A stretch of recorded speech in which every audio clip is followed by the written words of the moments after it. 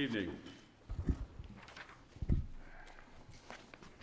Welcome to the Milford Township Municipal Building and the monthly Planning Commission meeting. At this time, I call the meeting of May 4th, 2021 to order. Due to the pandemic, the COVID-19 pandemic, this meeting is also being streamed live online. All please rise and join us in the Pledge of Allegiance. I pledge allegiance to the flag of the United States of America and to the republic for which it stands, one nation, under God, indivisible, with liberty and justice for all. Thank you. If you haven't already done so, please sign the attendance sheet for the record. I'd also like to introduce the members of the Planning Commission and our support staff. Starting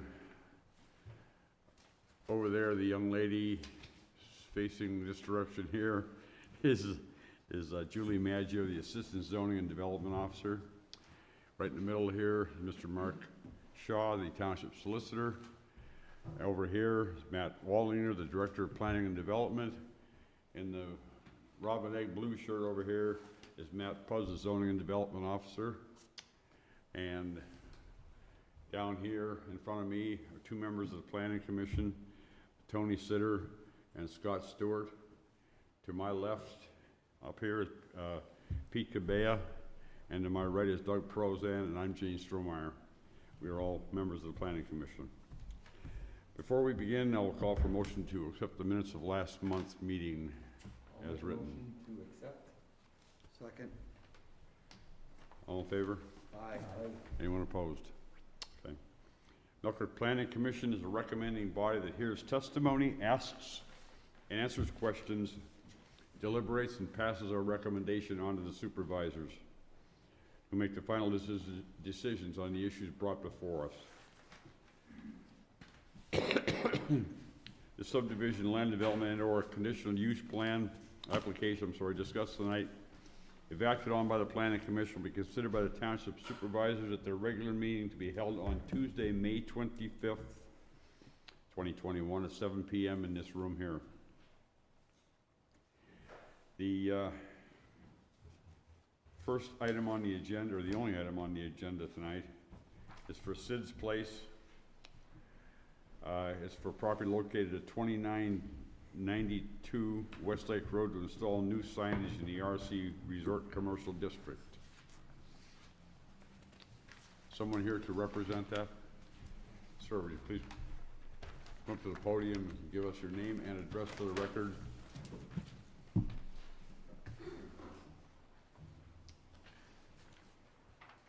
Hi, John Gelati. I'm the general manager of Sid's Place and Avanti's Restaurants.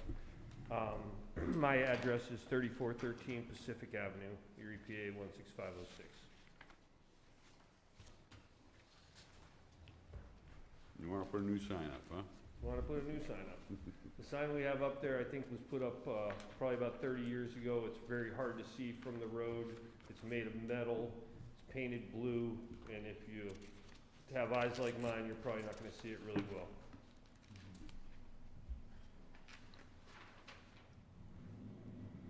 You put that on the front of the building? Correct. New one. It'll be facing Westlake Road. Mm-hmm. If you're looking at the building, it would be on the southeast corner of the building. Mm-hmm. And it's not a illuminated sign, it's just a painted sign, and then I have two little spotlights that shine down from the building that'll shine onto the sign. All right. Okay, any questions for him? No. Anybody? Looks good. Thank you very much. Anyone else here care to speak about this sign change of Sid's? Okay, that is the only item we have on the agenda tonight as far as anything goes. We want to go right into it? Yep. All right. All right. Motion to, Recommend. what's that? To Recommend. recommend approval for the new sign.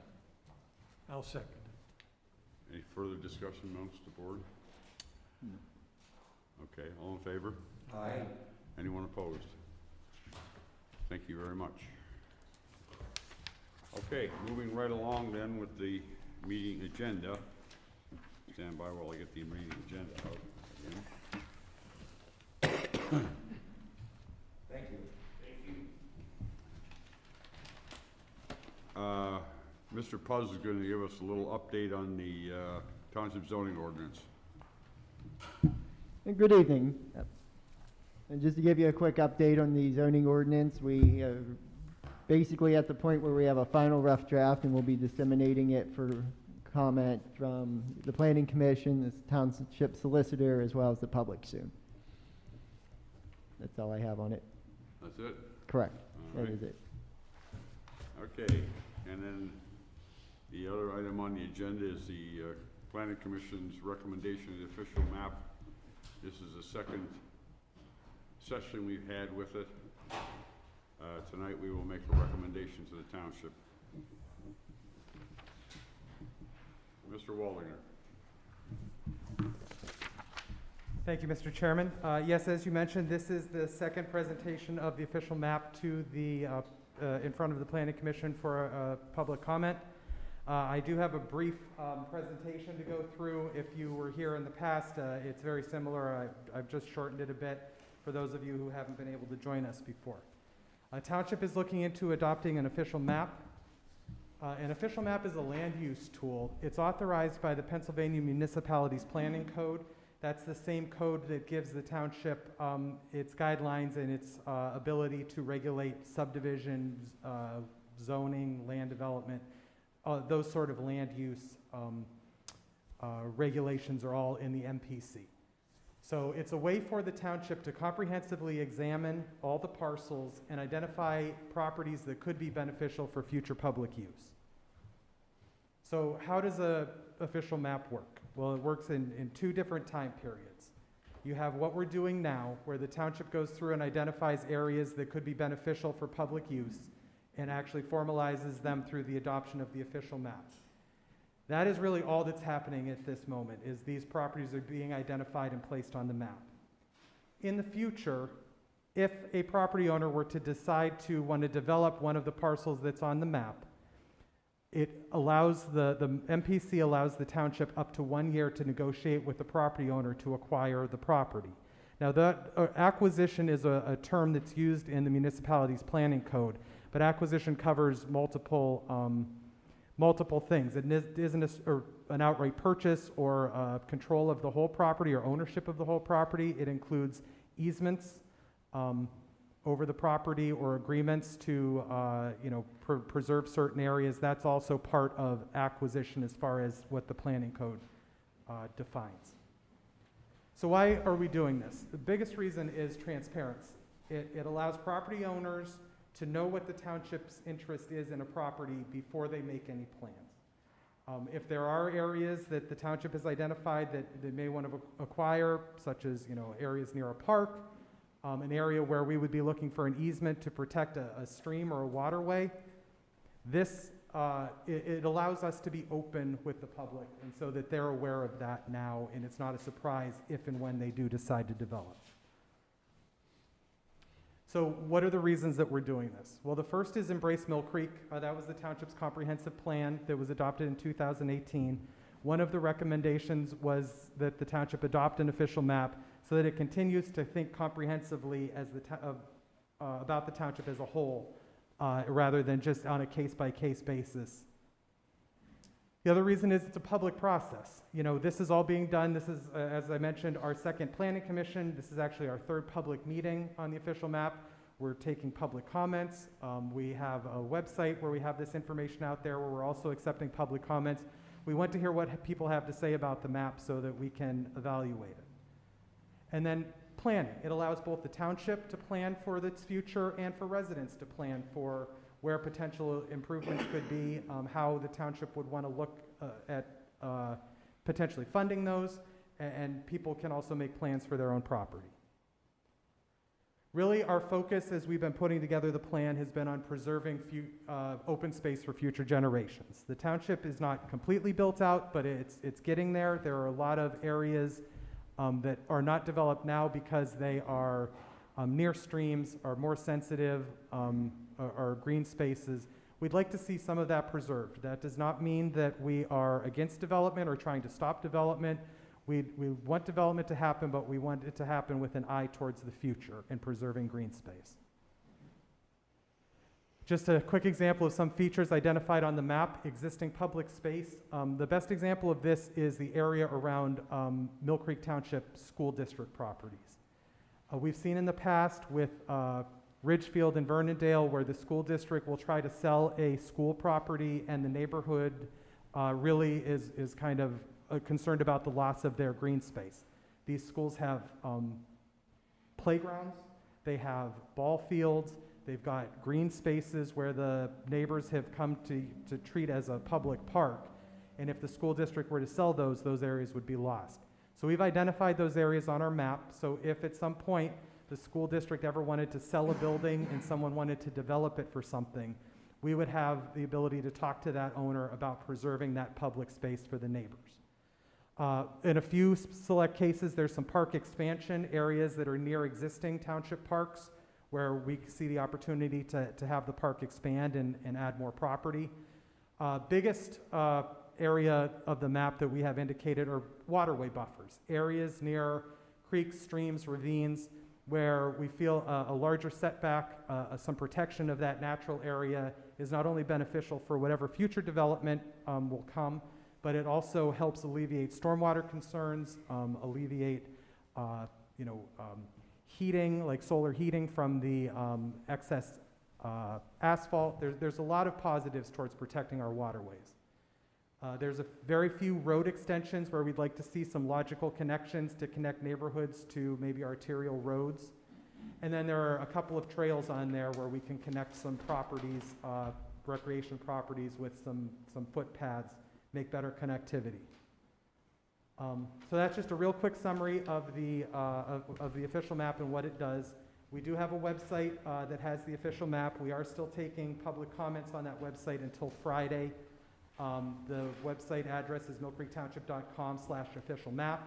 So, besides the comments that'll be taken today and placed on the record, if you have additional comments or you want to share this with someone else, feel free to share that, and their comments will also be submitted that way. So I'd like to thank you, and Mr. Chairman. Thank you.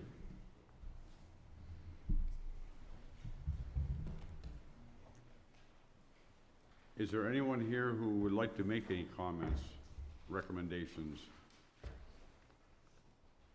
Yes, sir. Please come up to the podium. Oh, the gentleman behind you. You can be next, though.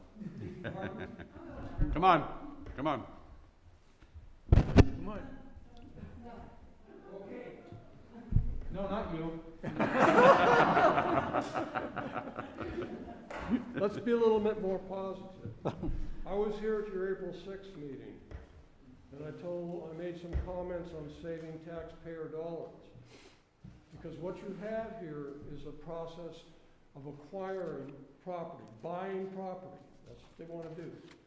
And there are some really bad feelings because people whose property is on that map did not know about this until all of a sudden it came up. They didn't know that you were looking at it. And you did not do them the courtesy of notifying them first. You should have. But what I want to say tonight is, one of the recommendations I made at the last meeting was that you could save taxpayer dollars by getting some of these people to enroll their property in clean and green. Clean and green prevents the development of that property. And it doesn't cost the taxpayer a dime, okay? And I'm going to make a recommendation to you, a proposal to you, that in the final ordinance that the supervisors consider, that if a property owner enrolls in clean and green, then they would be taken off the map and not considered for purchase, because you would have already gotten that protection for free, without a dime of taxpayer dollars. Read the bottom line first.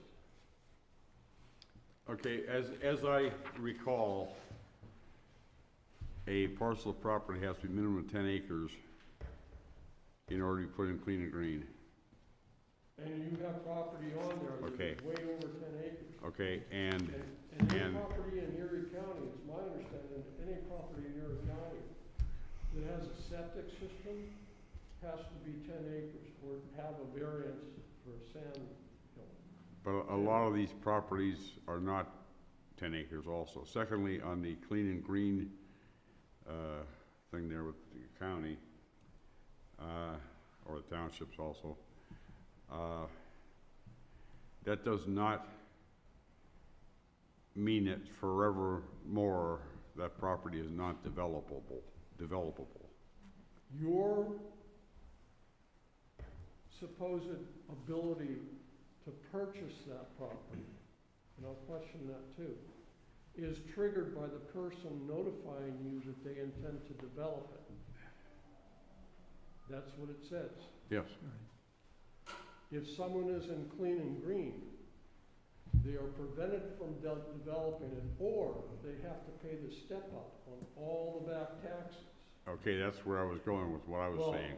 Okay, it's not that they The cannot develop it. Financial incentive for them not to develop it. And I don't think any one of these property owners has told you at this point that they intend to develop their property. If they haven't said they're going to develop it, then it's not going to trigger your map. And if you get them into clean and green, they commit to not developing it.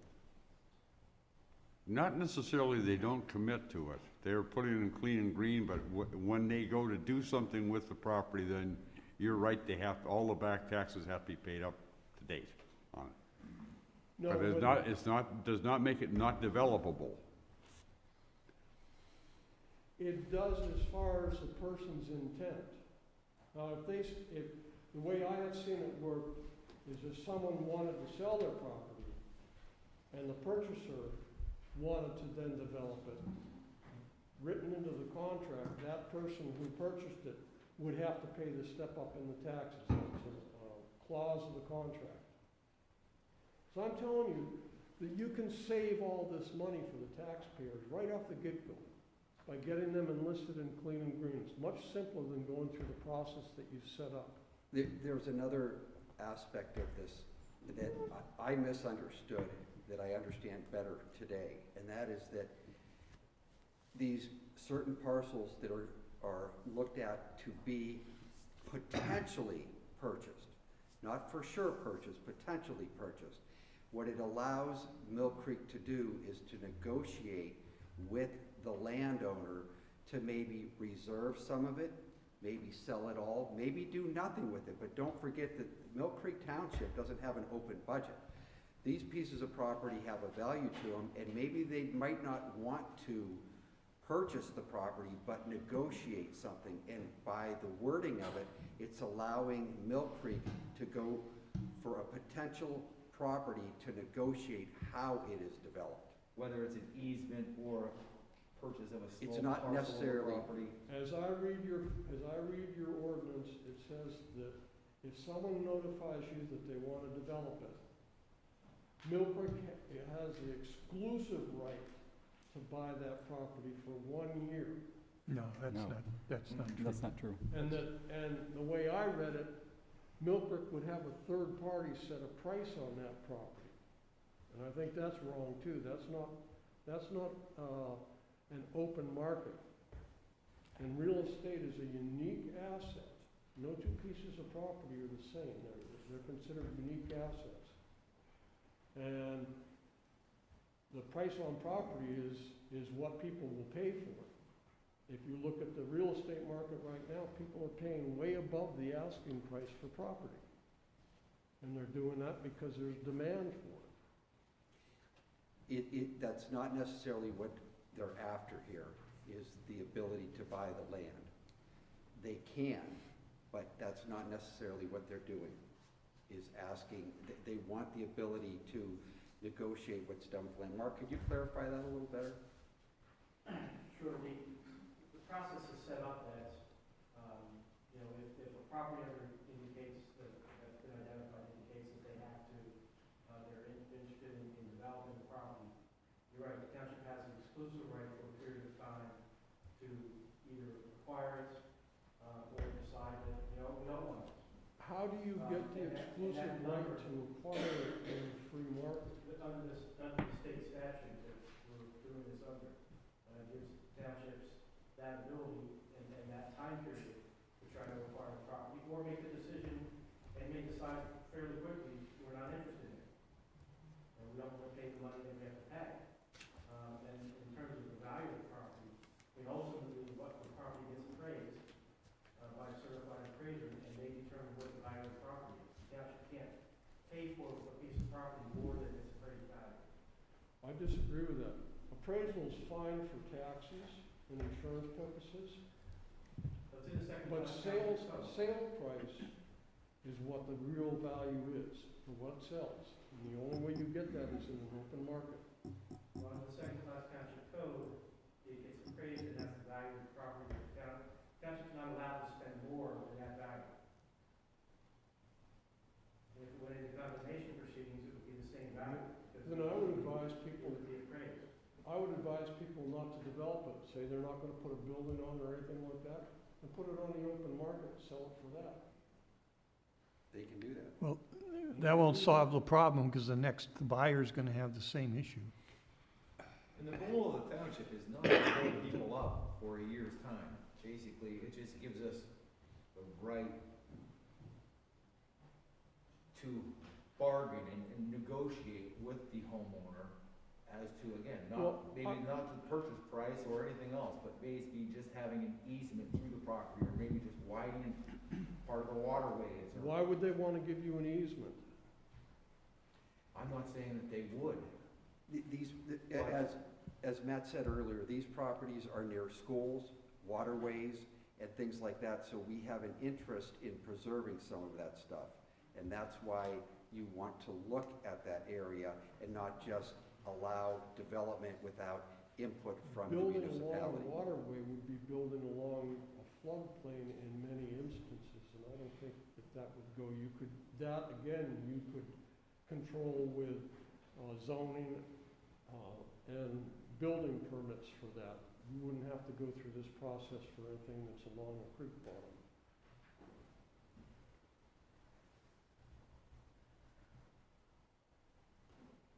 Okay, I probably am not done with everything I have to say to Milford, but I'll hold my peace for now. All right, thank you very much, sir. Thank you. Ma'am, did you have something you want to, yes? Yes. Good evening and thank you. My name is Bridget Kuharski and I am Scoutmaster of Troop 37 and thank you. And I am here to plead with you to not put what is known as St. Nick's Grove on your map. St. Nick's Grove is an asset to the community. By putting it on the map, it's going to make it a hardship to the community and the people of the community. About a year or so ago, COVID shut down our troops' meeting place and camping locations. If it wasn't for St. Nick's Church, that's located in Erie, and their property is located in Mill Creek, we would not have a place to meet. They opened up St. Nick's Grove for us at no charge. They let us meet there, gather there, and camp there in a safe distance in the COVID world. They gave us a wonderful facility, again, at no charge with a kitchen and restrooms. They also gave us a great green space to have games and activities in. And along with that, they gave our scouts many opportunities to do service projects, including 5 Eagle Scout projects this year alone. They have revamped all the buildings at St. Nick's Grove. They have rebuilt the horseshoe pits there. They have done some green work. And among those 5 Eagle Scout projects, one of those projects is going to be the first female Eagle Scout in Erie County. For you gentlemen to seize that property and maybe someday assess it and buy it and develop it or not develop it, it's a shame. It is an absolute shame. This is private property that belongs to St. Nick's Church. It does not belong to the government. Not only has St. Nick's Church helped out my troop, but it helps out the community. Over multiple generations have gathered there for family reunions, weddings, receptions, parties, festivals, including the yearly German festival, the weekly food truck gathering, which helps our local economy and small business owners. Also, during the COVID scare, when many children were locked up at home and not going to school, they held events for those children that were COVID safe. They recently had an Easter egg hunt that was held on the Catholic Easter and the commercial Easter, even though their Easter wasn't until last weekend. Also, at Halloween time, they held a very safe trick-or-treating environment for children where it was very COVID-friendly with social distancing. If it wasn't for that event, most of those children would not have gone out for Halloween at all, but they provided a safe environment. St. Nick's Grove is part of our community. It's part of Erie County's community, and it should not be in the hands of the Mill Creek government. And I plead with you to please keep it off of your map. Thank you. Thank you, ma'am.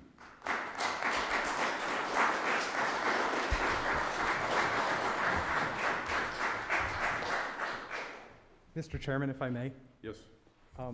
First of all, thank you for that. I think inadvertently you may have made the point of really what the township's trying to do with the official map. We feel identically to the way you do about St. Nick's Grove, that it's a great place, it's an asset, it's a place that we want to see stay there in that capacity. The reason that we put it on there is in no way to seize it from the church. It's to preserve it if something were to ever happen that would force the church to have to try and develop that property or sell that to someone who wanted to develop it. We want to keep that there. We do agree that it's a community asset. And that is the reason for the map. We are not looking to purchase it, to own it, to develop it, to do anything other than to try and preserve its nature. If I may. Please. Yes, ma'am. I respectfully disagree with you. I believe that this is the door cracking open and that you were just trying to get your hands on it to make a profit, whether it be to have your own festivals and rent it out or to develop it into like a condo space or so forth. And why do you feel that? Why do I feel that? I mean, what do you base that on? Gut instinct. Pure gut instinct. I mean, why do you need to take private property? We're not taking it. anything. No, you're not, but you are putting it on a map, so in the future, you may assess the property and then purchase it from the owner. These people don't want to sell it, they will never want to sell. To preserve it in its present form, Right. ma'am. All you're doing. If the owner doesn't want to sell it to us, we're not going to buy it. Okay, if you say so. My gut feeling is, or let me tell you, I would not be sitting here if what you're saying the township's looking at doing, selling it, making a profit. I wouldn't be sitting here talking about this. Well, I hope so. I hope so. None of us would. Well, I still respectfully request that you keep that property off the map. Isn't this only triggered if the property is trying to be developed? So the only time this would ever come up is if the property is attempted to be built on or developed. That's when this kicks in. So if they want to build something on it, such as another pavilion, a bigger kitchen, a garage, A retirement home, if they want to put a retirement home on a there, church, this would kick They're in. allowed to. Again, that doesn't mean that we want to acquire, or the township wants to acquire it. They just want to be able to talk to the owner and maybe discuss on how to use the property best, because it is, A beautiful as you area. said, a beautiful location, and nobody wants to see it go away. that's right. That's it. We are all here representing the whole community, and we're thinking about everything. We're actually on the same page. We are. We are not. We are not. You're trying to get your hands on St. Nick's property and the property of other people in this community. And it is not right, That gentlemen. is not the That's case, not the ma'am. case. That is not the case That's at not all. what it means. I am a member of that portion of the township and lived my entire life on the east side in Bell Valley area. And I know St. Nick's Grove well. I am not at all looking to see anybody take that over, except if they were forced to sell it for some reason and have a development come in there and put up a bunch of apartment buildings on that property. All right, you said it's beautiful. We all said it's beautiful. We don't want that to happen. That's when it would kick in, where the township might have a chance of doing something there to preserve it in its green environment, trees, deer, anything else that might be running around there.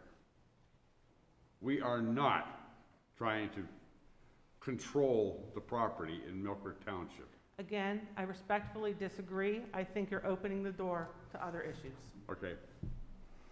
There's nothing more I can say about it in Well, defense can of I ask, myself. can I ask the township, so if it's removed from the map, what bearing does that have on what you do?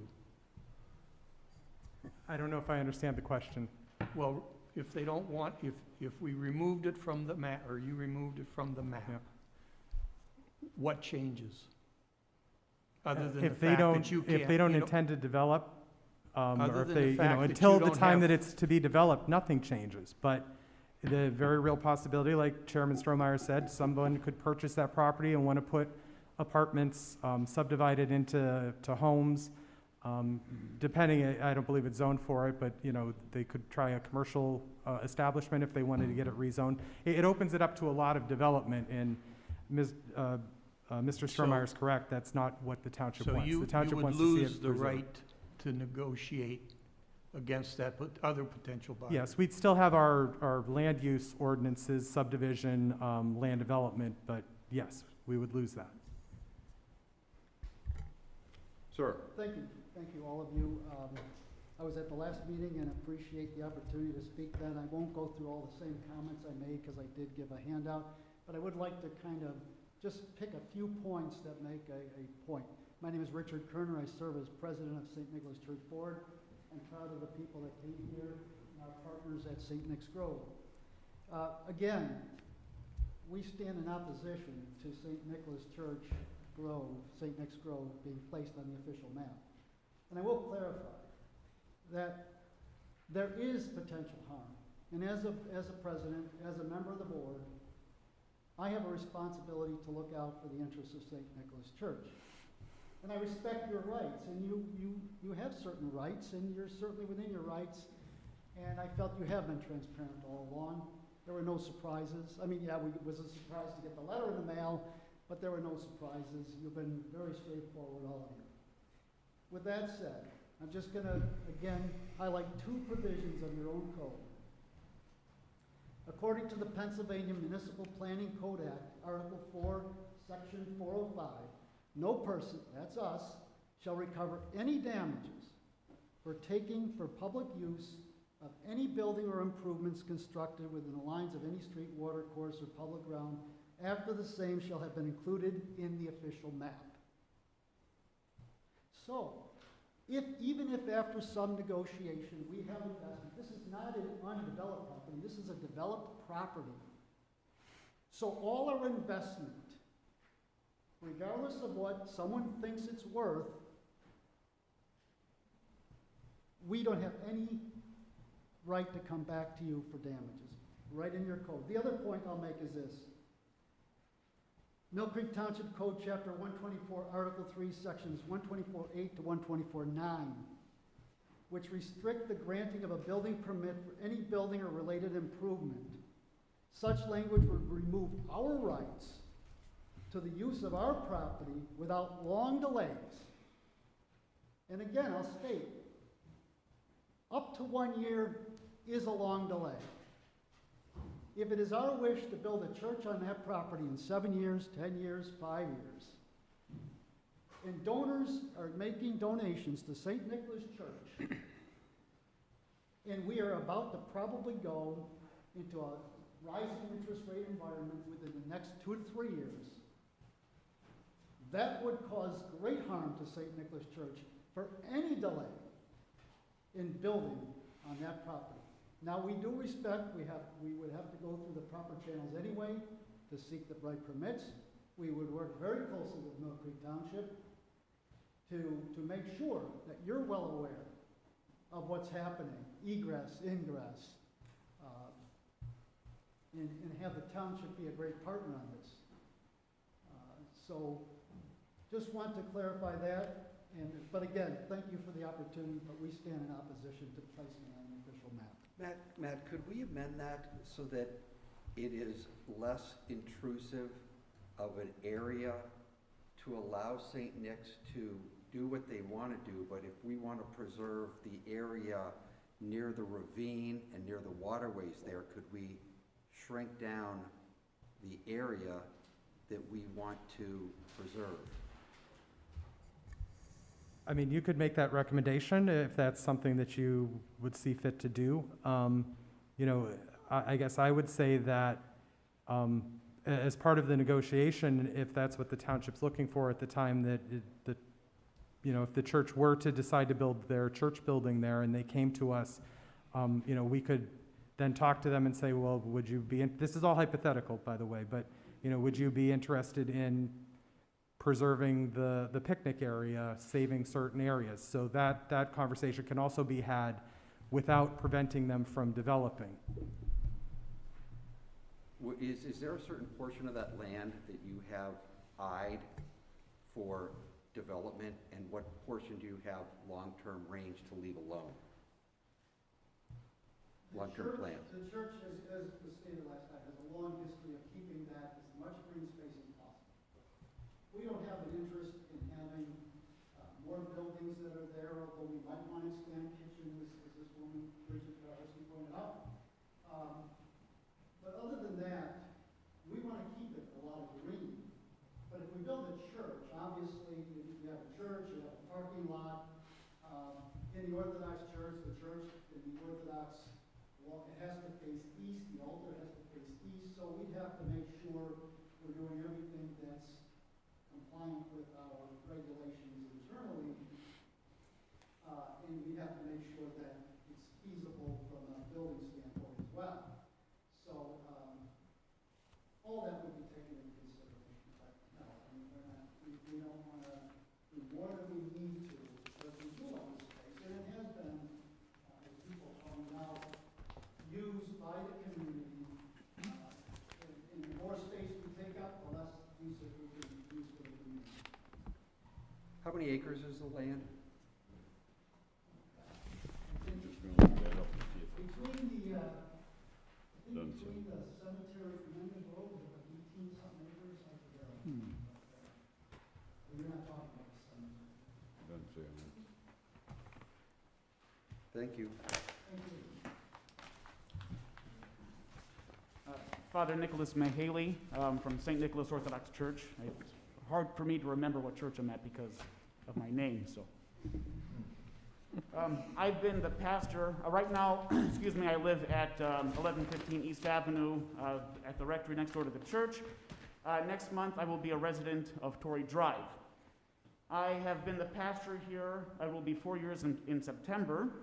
And when I first got here, there was between 50 and 55 adult members of the parish. And there wasn't a lot of community activity because it's an older parish and age heavy. And when we got there, I'm 33. I was 30 years old at the time. My wife was 29. She's still 29. And she was the youngest one there.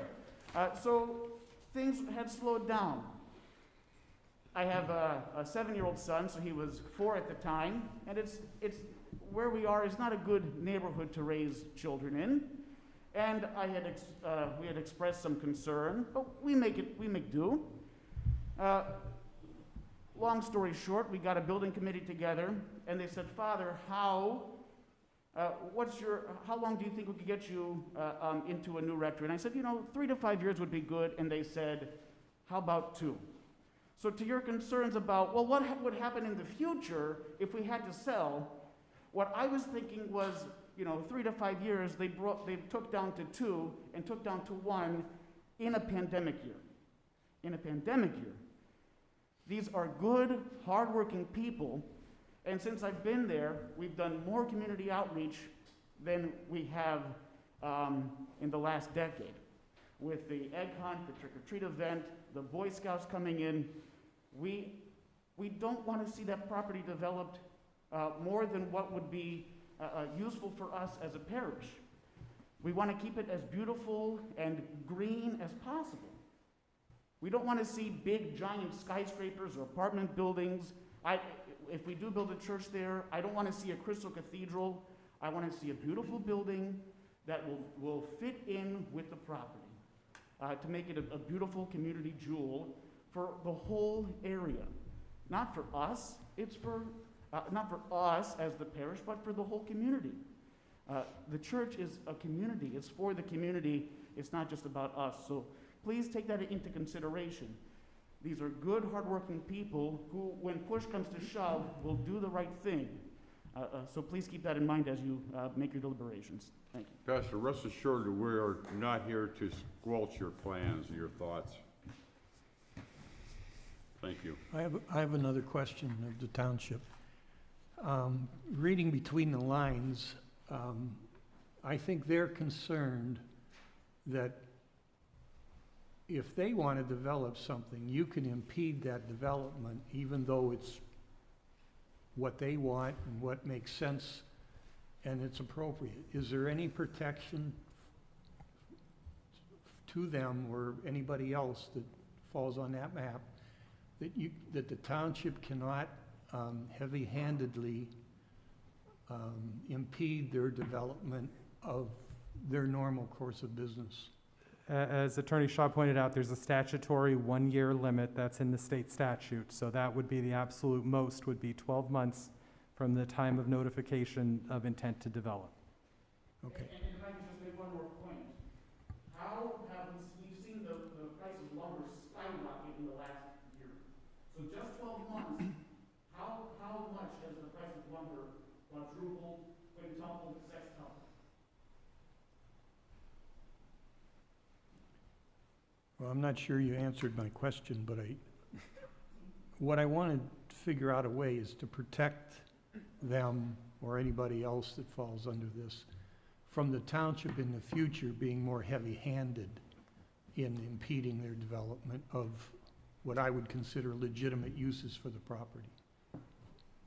Well, like I said, the township has 12 months to negotiate, Well, to 12 do whatever, you know, to work with the property owner to... But as Father pointed out, 12 months, a lot can change in 12 months. I mean, a 2x4 has gone from $3 to $8 in less than a year. So. And I think what I pointed out earlier, it does not have to be 12 months. If you're able to sit down at the table and, you know, they present a plan and the township is fine with it, it could be as simple as saying, okay, go ahead.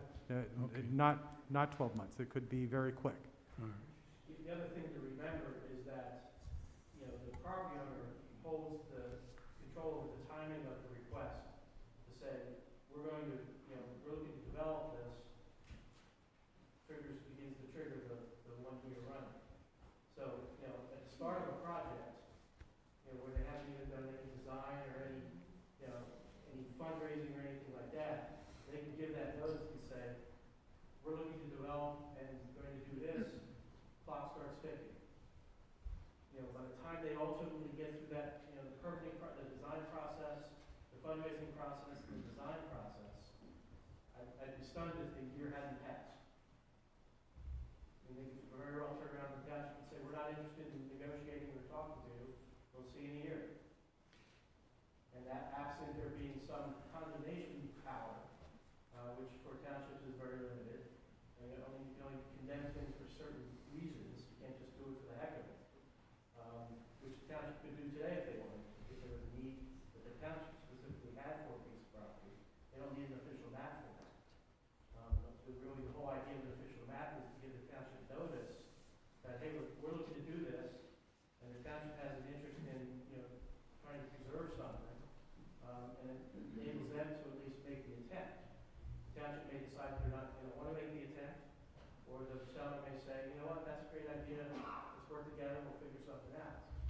So, make sure you understand, if they want to build a church on there, okay, they could get slowed down for a year, but then if nothing is resolved, they can go ahead.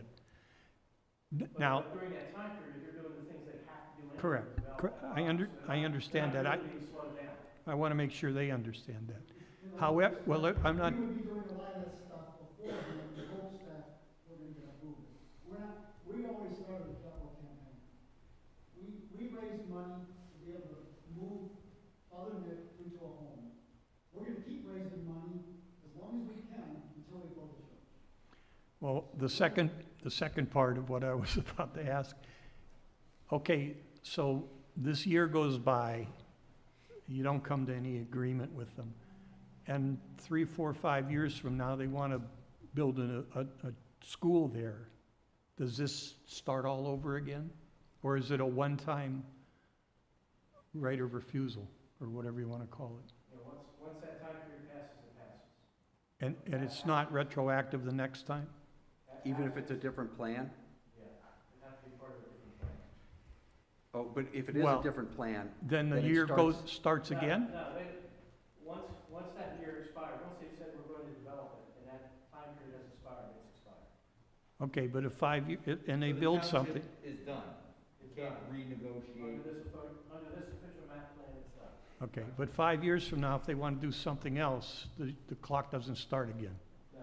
Additional. This The whole, only caveat to that would be is if between those two time periods, a new official map came out, Oh, and it was on okay, that map, okay. then that would trigger another year, but that's years down the road. so this property would be marked until we have a new official map. which It would comes actually out, be removed. The property would be removed, if the year passes with nothing happening, the property is then removed and stays off unless a new plan is adopted and this whole process is followed again, and it would be added back. That assumes if it's happened fast. Matt, what's the likelihood that the township, you know, we have heard from their side to see how tough it is to develop the property. What are the possibilities of the township, Doug, what would you value that property? Just guess. I have no idea. But it's 17 acres, let's say it's similar to the other piece of property out near the airport.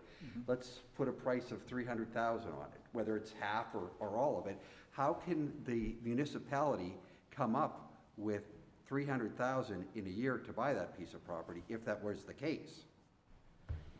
I mean, that's a hypothetical. I don't Yes, know, you know, yes. it all would all depend on the But budget you- and you what's s- going you- on that year, but I mean, that's a very real concern, and to Mr. Shaw's point, you know, it's not necessarily all about the purchase of the property. Which is what we're driving at from the get-go. This is not for the purchase, it's for the preservation. If St. Nick's sells the property to another developer and this stays on the official map, we can negotiate with them not to change the property. I think Again, our we gotta plans think here that is to this is keep it not the way it is. This year or next year, or even 5 or 10 years from now. We're talking long-term. We're thinking about long-term. In 25 years from now, if we don't have another official map, 25 years, all of us are all gone. None of us are doing the same thing anymore. Somebody else comes in, we still have a protection. I think some people standing up back here might Yeah, differ. not you guys. No, not you guys. This side. They'll be sitting up here.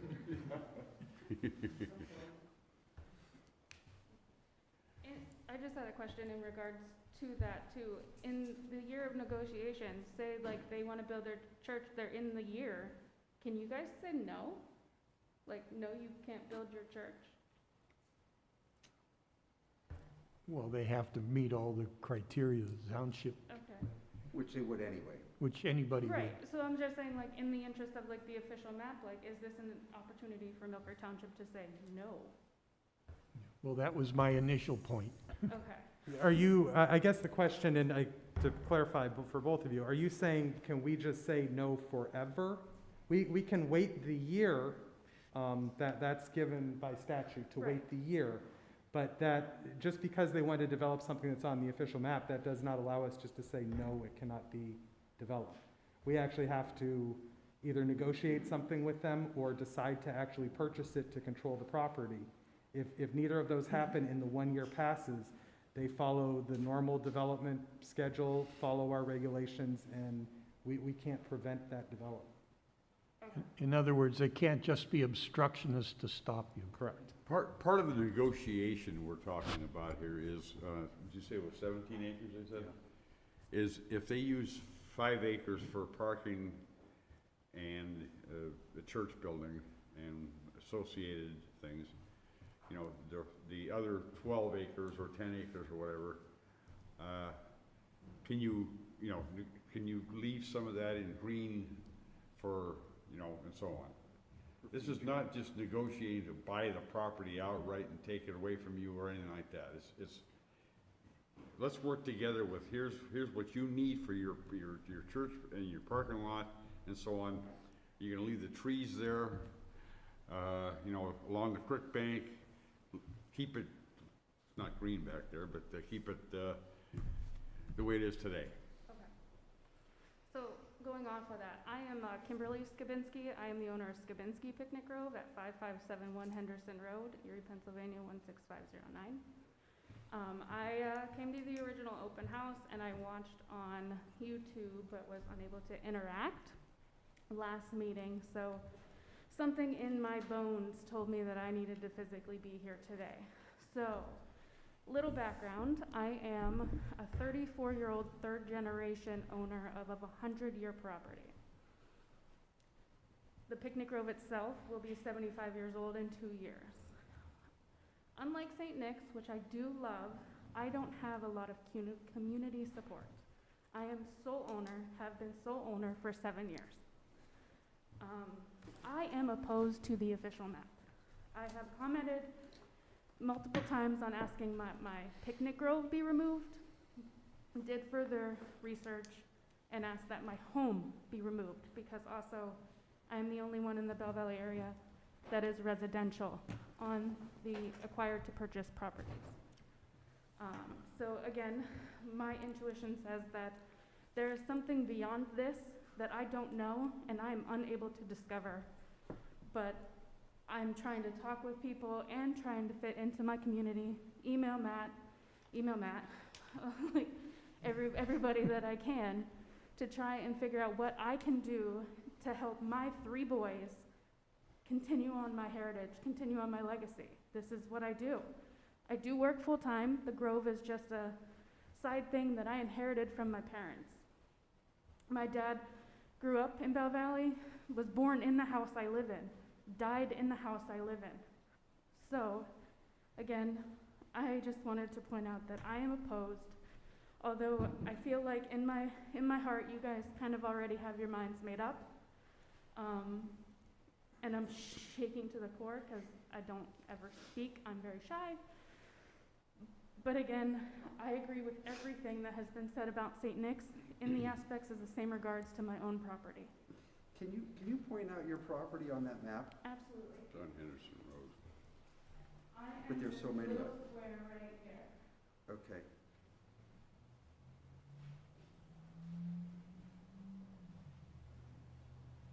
Thank you. Right along the creek. Gene?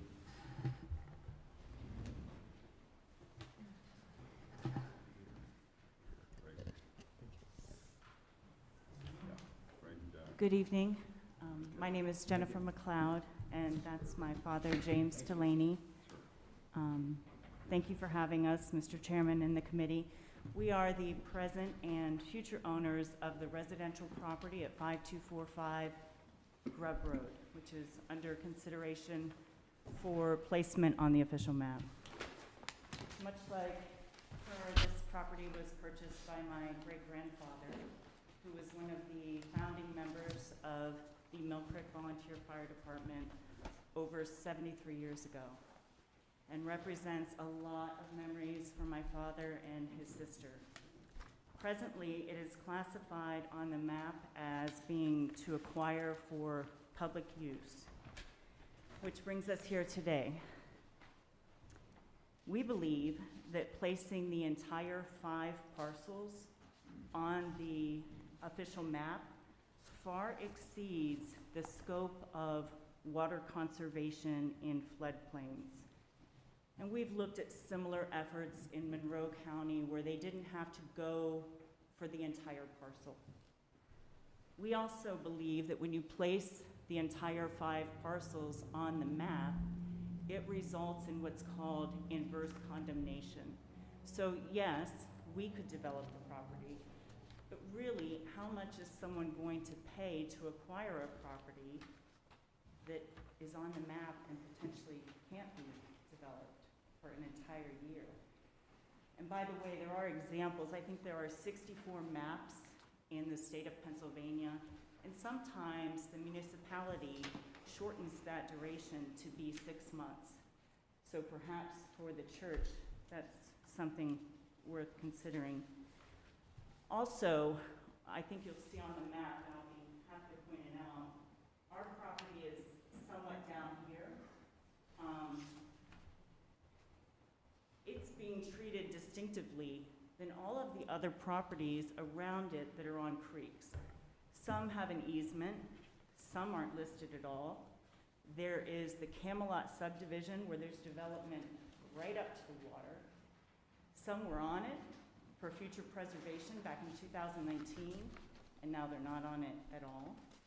And when this happens, it's not spot zoning, it's reverse spot zoning. So you're not treating the property preferentially, it's almost being spot discriminated against. There are plenty of other properties along here that aren't listed. And when they are, they're not listed for the entire 5 parcels, sorry, 5 acres. I think our positioning on the waterway is no more than a sliver of the property itself. So that feels a little bit off. And then I think we've spoken to, I'm sorry, is it Mr. Puz? Puz, thank you. So there's been some miscommunication, I think, about what the intent really is. So it's classified as acquire for future use. There's been a lot of indication this evening that that's actually not the intent. A lot of other counties just shade it differently. They use zoning or easements or things of that nature. But if you put that entire 5 acres on there, and you have that year to say yes or no, and truthfully, you have the right to say no for any reason, that is what is listed in the statute. No one's gonna acquire the property. We wouldn't even necessarily pair together to build a house on it because it's too risky, especially in this time.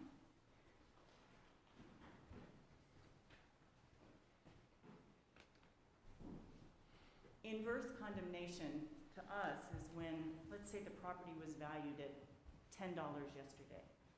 You put it on the map and suddenly no one wants to buy it, especially since you've placed the entire 5 acres on the map.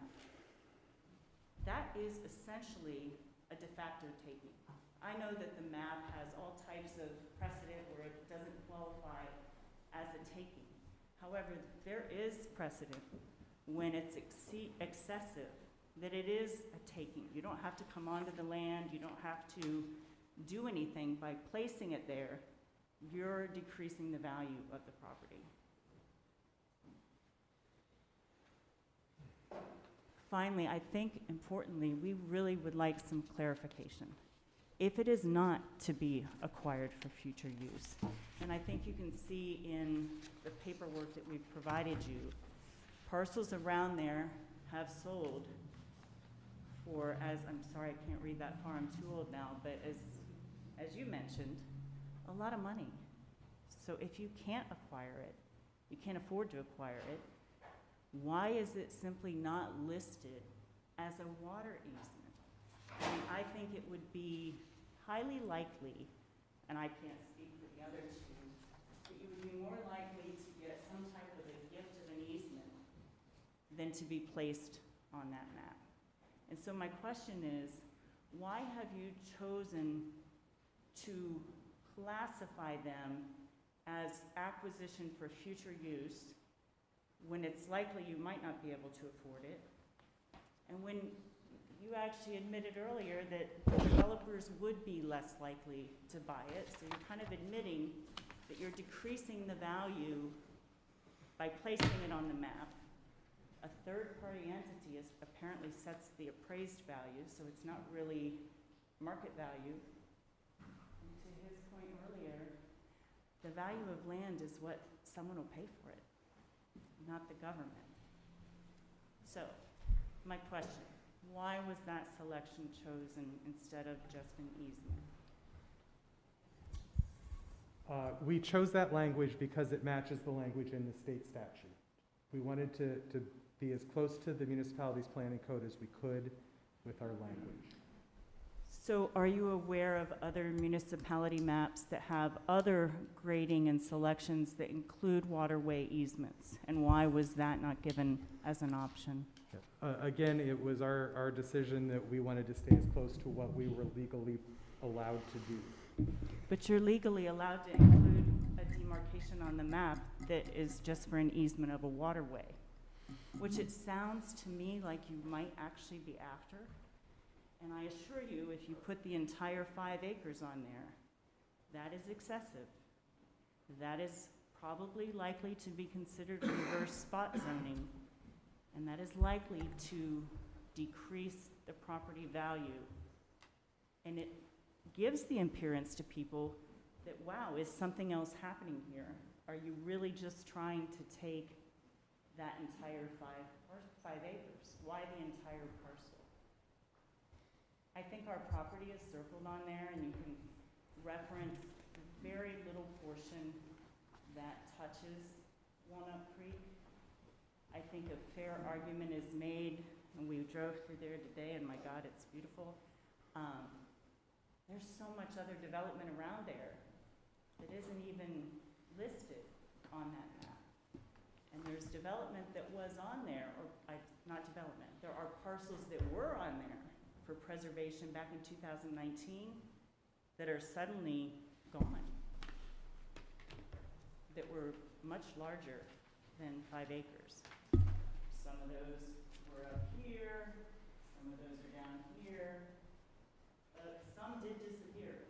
Some did disappear and then got left with a little bit of an easement, which is probably how the conversation should have started.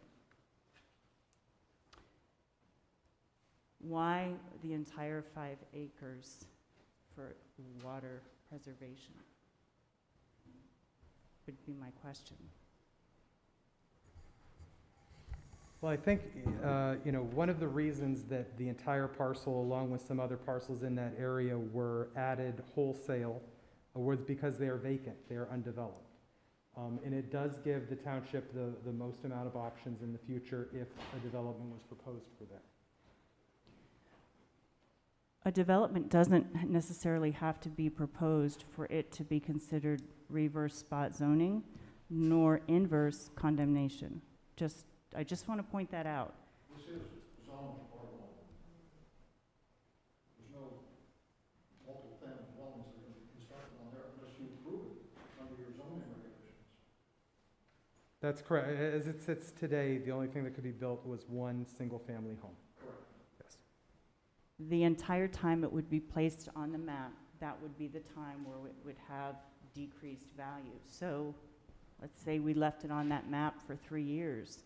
If property values continue to appreciate around us that were not reverse spot zoned, that would be calculated into that value, I would think. You did start out by saying that developers would not be interested in purchasing a property that had a 1-year limitation, and that if they did, they would be up against the same thing the current property owner is today. The problem that I think that we have is you're almost forcing people to challenge that 1-year time clock. You're forcing someone to take the burden of developing property just to get it off the map. And you're going to likely lose what you really wanted, which was the preservation of probably an acre of that property. And I just think that there are better ways to come to mutual solutions than such a excessive taking. What would that be? I think that's a conversation that you have off the record, because that's obviously a negotiation, but it's never the entire parcel where only 35 feet touch the waterway. I think the floodplain doesn't even cover an acre of the property. So technically, everything that's beyond that is somewhat excessive. Wouldn't you agree? Unless it's really being taken for something else. I don't know, because I don't know what's really Well, happening. it seems like we're all talking around the same thing. We want to protect development in the Then the future. map should include something that represents an easement for waterways, because I think what you're trying to do is protect Walnut Creek and the floodplain. I think Monroe County was a beautiful example of that. They had land that was donated. They didn't have to take anything. They saved a lot of money. You need another scale on the map. Well, I'm sure you're not about to donate this, so, but I will challenge one thing. Not 5 acres. If a developer is interested in this property, I really challenge the idea that it's going to diminish the value just because it's on this map, because it's going to take far longer than a year for something like this for a developer to really get their hands around it. So I don't disagree. think it's really going to The property has affect the been value. listed for sale, and we've already had numerous people look at it, and you have to disclose that it's under consideration for the map. And so it Well, would be very trust me, easy any to developer would demonstrate. be aware, I'm sorry. be aware of this already. Say it again, I was speaking, I'm sorry. What did you say? I didn't said, hear you. any developer that was interested in buying it from you would already be aware of all of It's a- this. We listed it private. These are 5 private, they weren't big developers or anything. It's a single-family residence. It would be just, no. No, So we choose to purchase property to put a residence on it. right. Well, Matt, that wouldn't prohibit them from selling it to those people, would it? But to your point earlier, somebody is going to be, it's called inverse condemnation. What I would do No, for I know that what you're property driving on at, the but I map don't, is quite different than what I would, because I'm taking a risk. I'm gonna mortgage land that I don't know if ultimately I can develop. well, first of all, they're not going to buy the land until all of this is resolved. So that's going to take more than a year, so it's a moot point. It would no longer be on the map. Could you restate that? I'm sorry. Okay, let's say he wants to buy it from you. He does? Yeah. Sold. So you start some negotiation, but the moment that happens, that the township has to be made aware of it, correct?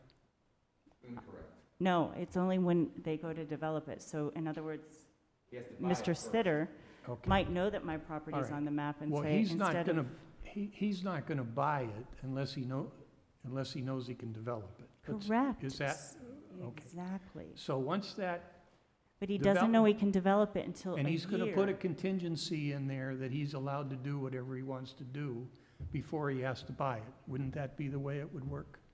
Oftentimes, when people have, need to get something rezoned, we'll do Right. that. So, That's using okay. that You've s- answered well, my let me- question. can I He just is not finish? gonna buy it until he knows if he can develop it. And that is, and Wait, wait a that's minute, a you're reverse. selling Well, it as a let me single just- residence property. let me just finish the, I think that answers. okay, the two of you strike a deal that's acceptable to you and acceptable to him, except that he has a contingency that he's allowed to develop it the way he wants. So he asked, one of you, maybe on his behalf, approaches the township and say, this is what we want to do. That triggers the 1 year, correct? Mhm. Okay. I don't see where that is that big a problem. It's gonna take him more than a year to do anything anyways. again, I And don't if think it that doesn't, township wants and to if it hold doesn't, that for a year. if the year comes and goes, then it's no longer on the map, and you don't have to worry about it. If he backs away, you can go sell it to somebody else, and they don't have to go through all of that. Am I explaining it right? I think you've answered it perfectly. I mean, for me, that was great.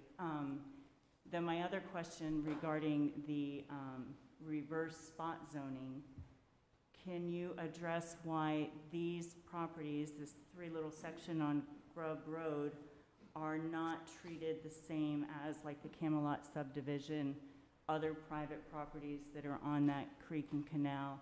What made it such that these little slivers were selected? Well, I assume it's because they're contiguous. Well, vacant land. That's correct. It's vacant, it's undeveloped, vacant, large parcels. That's correct. I've got another question, Mark. If they have 5 acres over there and somebody decides to purchase one of the acres to develop it, does that stop or take that whole 5 acres off, or only the one of the 5 acres that is here for purchase? You know what I mean? If you're taking a section of that land and you're trying to develop it and it invokes the 1 year, does that allow that whole 5 acres to come off, or just the 1 acre?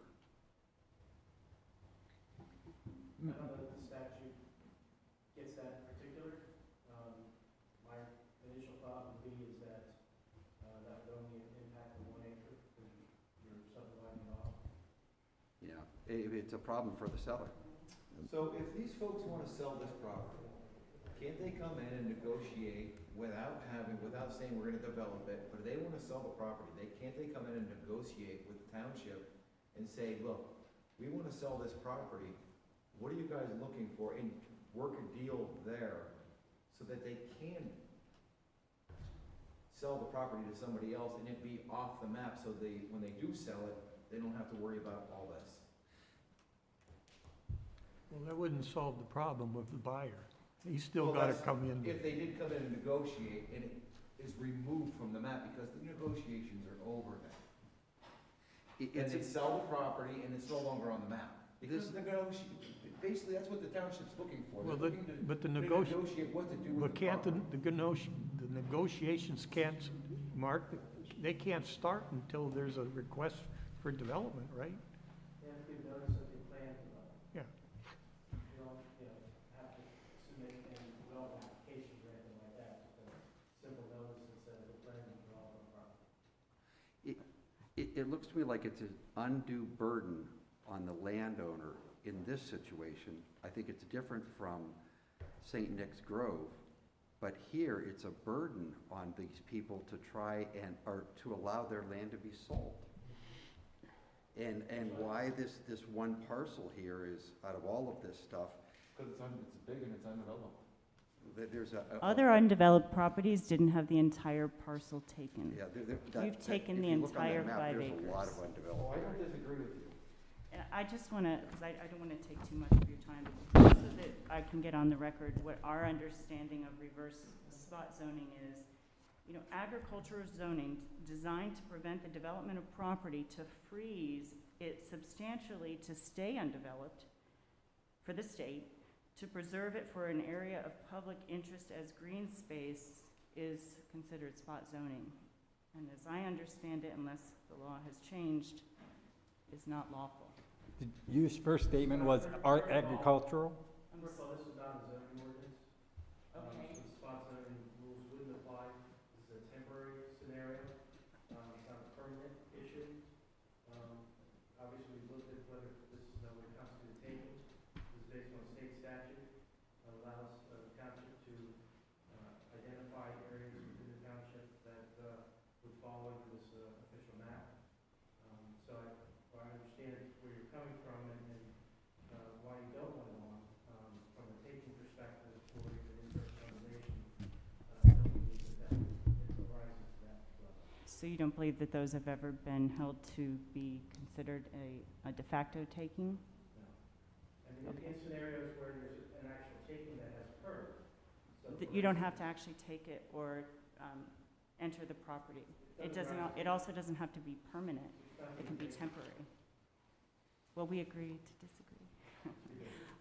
In closing, I commend the project. I appreciate the creek and the preservation goal that is likely behind the effort of it. I think 5 acres is excessive. I do think it's being treated differently than a lot of the other surrounding properties, and I think an argument could be made for that. Whether or not we'd stand up, we won't know. But in closing, I ask you to reconsider the portion, if not the entire addition to the map. Thank you. Thank you.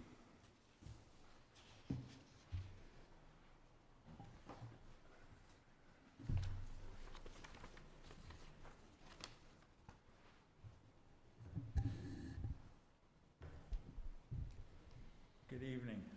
My name's Ray Laniewski, and tonight I'm representing the folks who put on the annual German Heritage Festival out at St. Nick's.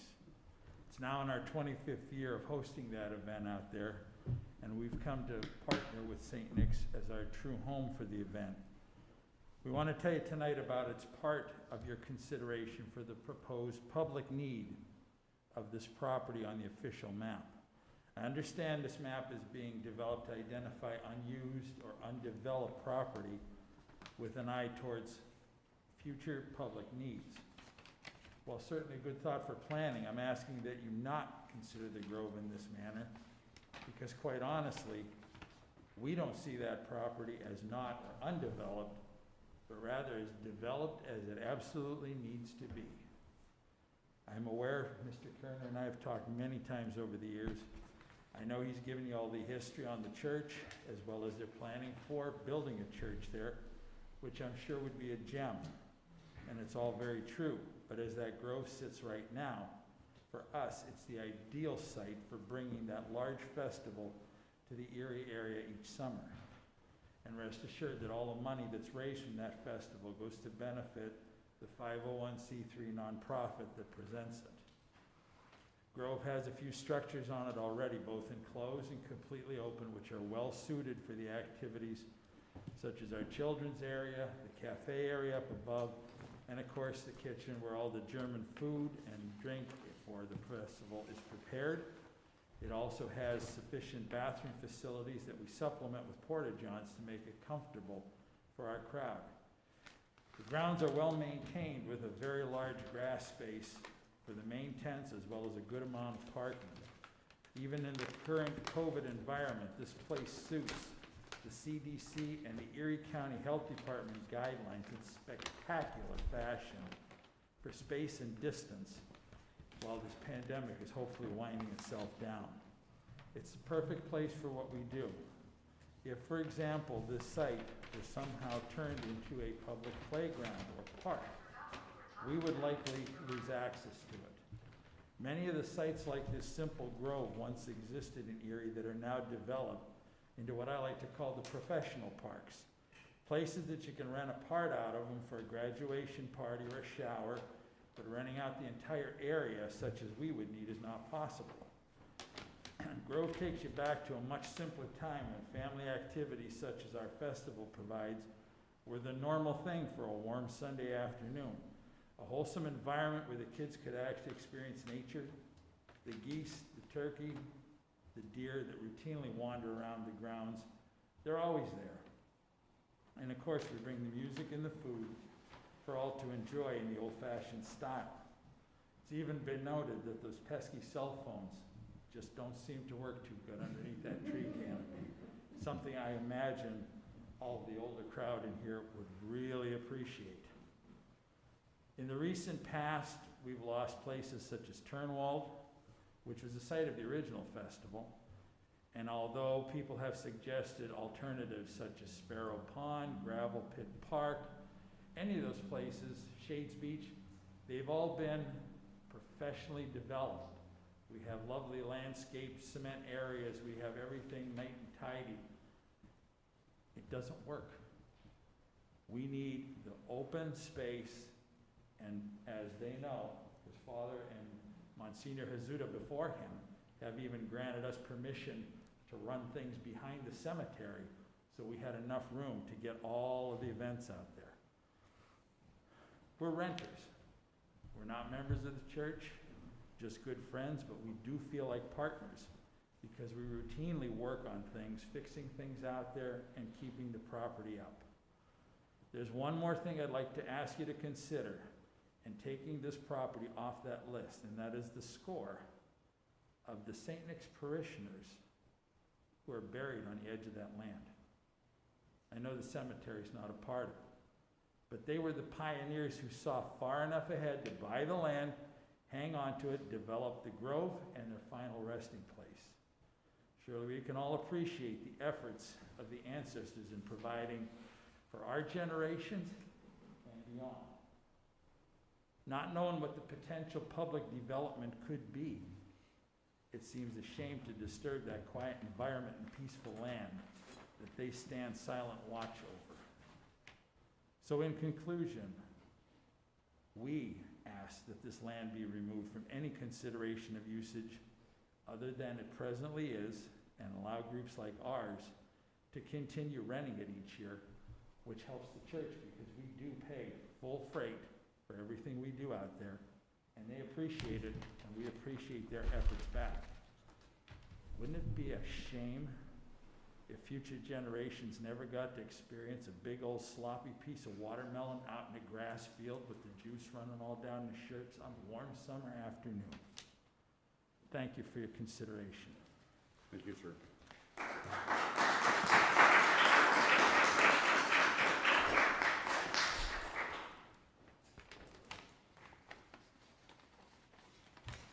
My name is Gerald Silkworth, a resident of Mill Creek, also a parent of 3 of the Boy Scouts behind me.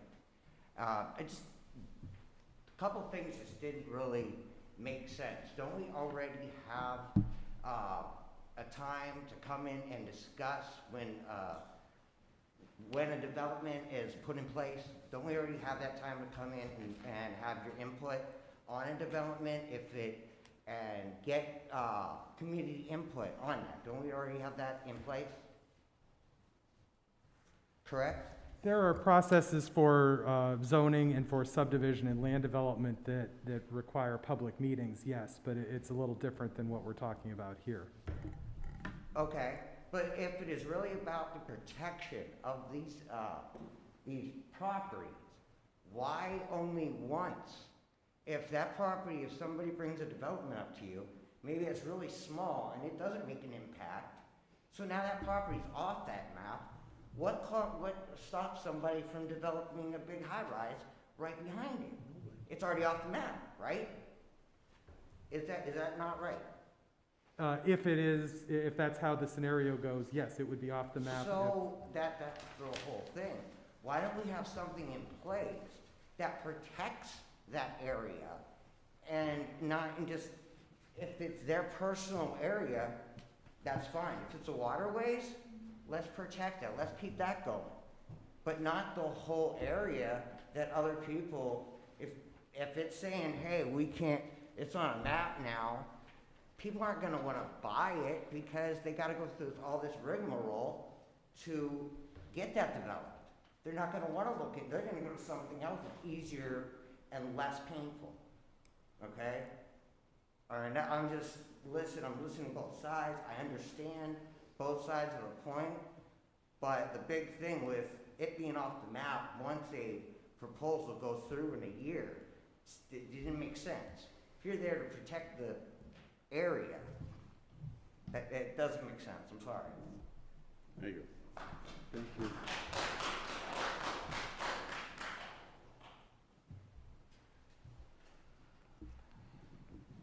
Gene, I have a question. Troop 115? Did you go to Bell Valley School? No. Okay, got the wrong one. You know, if you understand some of the animosity among the people who have spoken, it is very justified. Because you have people here who have 4 generations on the land, 3 generations on the land. They have a heritage there. They have a personal, long-term family investment in that area. And where other people sold their property and had it developed and put apartment buildings and whatever else in there, these people kept their property green. They recognized their obligation to Mother Nature, and they kept it green. And now a bureaucrat says, oh, that's green. Let's put it on a map and do what we can to get our hands on it. And that's wrong.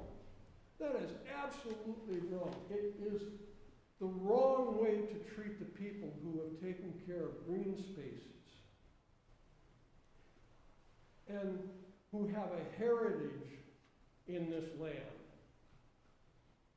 You do them a terrible disservice, and I understand their animosity, and I feel it myself. I think, and I said at your last meeting, that the best way to protect wildlife, plants and animals, is not to have public access. It's to keep the people off of there. I'll read you a quotation.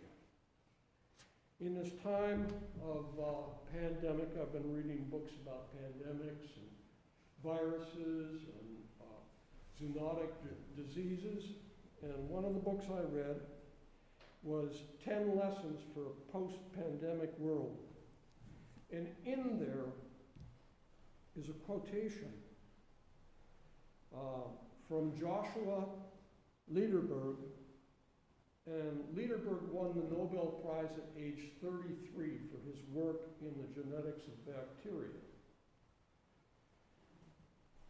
Lederberg called human beings, and I quote, the greatest threat to every other plant and animal species. Give me a second.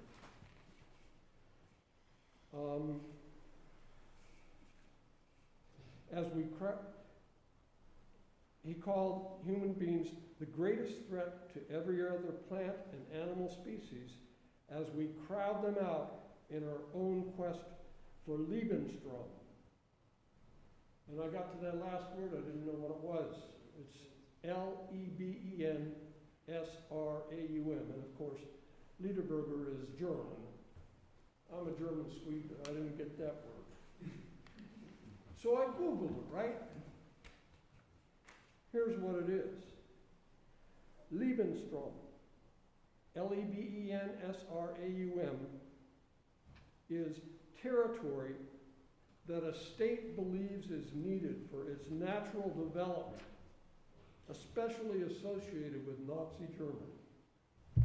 And that's the feeling I have. I have the feeling that people whose families for generations have vested in the land and know it better than any bureaucrat are being put on the line, put on the map, and being punished for taking care of the natural world when other people didn't recognize that obligation. Thank you.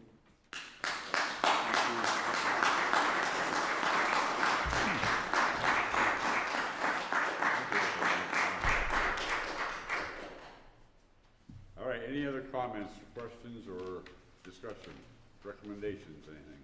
I have a question to the three parties. How do you expect us to justify what you just said? Because if we remove this, then you can go ahead and sell these, sorry, you can go ahead and sell these properties and somebody can develop. Let me finish, okay? How do we protect the future citizens of Mill Creek that do want green spaces, including the ones that you're referring to? How do we protect them? Because if they're removed, you can go ahead and sell these properties to anybody and they can be developed as long as they go by the ordinances. I can't hear you. Could you come back up? Your ordinance does not have to be written in. I'm sorry, what? Your ordinance can say that if a landowner agrees not to develop their property, if they put it in clean and green. No, we're not talking about green and, let's not go down that road and introduce something entirely new. I'm saying if a property owner tells you they're not going to develop their property, first of all, their word ought to be good enough for it. Their what? And you put a clause in your ordinance that says that if they decide to develop it, and if someone decides to develop their property, they're going to need permits. Right. And everything else, that it is at the point of permitting that it triggers the property going on the map, and make that clear. You can change your ordinance Are you saying that every time somebody wants to develop a piece of property, it has to go on the official map? That every time that someone wants to develop a piece of property that has been on this map, then you could put it back on. But I'm saying you cause all this animosity by putting people's property on the map when they were doing the right thing for nature all along. Well, no, I'm not arguing that. I'm arguing the future. None, like you talked about 25 years from now, maybe none of us are here except those kids in the back. How do we protect the property from being If someone wants to sell developed? their property as is without developing it, if they want to sell their property as is without developing it, its presence on that map devalues that property. No, I don't And believe. it does. I'm an appraiser and that simply is not true. Okay, let me I tell you. don't believe in appraisers though, I believe in market value, okay? But what do you want us to do to protect the future so that those properties could remain the way they are? I want you to write a different clause in your ordinance that says we've identified these properties, and if at the point in the future someone decides to develop it, then this process kicks in. Well, that's exactly. But not, it's kicking in now, prior to any possible sale. But that's exactly what this ordinance is doing, isn't it? No, it doesn't. Once a property's on this map, its market values devalue. Well, but you were referring to properties who are already on this map. That's right, and they're on this map, and I'm saying their presence on this map devalues those properties. I'm saying take them off and leave them alone, and if they want to sell them the property as is, undeveloped, that's not a concern of Mill Creek Township. But their presence on the map will devalue that property for that sale as is. Now, if they want to develop it, or if someone who buys it wants to develop it, then your clause kicks in. No, you can't you can't do that. I mean, Why you can't can't retroactively put them back on the map and make somebody do that. If they want to sell their property, they should have the right to do that. Either They that. do have the right to do that. You can't keep them from selling their property. We're not. On the map. That's not what this ordinance is doing. It's trying to keep it from being developed. I'm saying people might want to sell their property as is without developing it. Right. And I'm saying the market price will be higher if it's not on this map and they sell it as is. Well, I'm saying the presence on the map devalues someone's property in the market. I challenge that. I don't believe that's the fact, a fact. 5,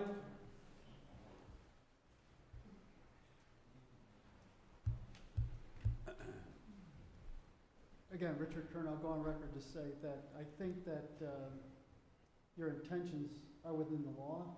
You have certain rights. I don't necessarily agree with the reference to Nazism, although he's lived longer than me. And I have German heritage, and I know what my grandparents fled in Nazi Germany. I will say this, though. I admire the late, great John Wooden. And John Wooden said this: when you seek to control things you can't control, you soon lose the ability to control things you can control.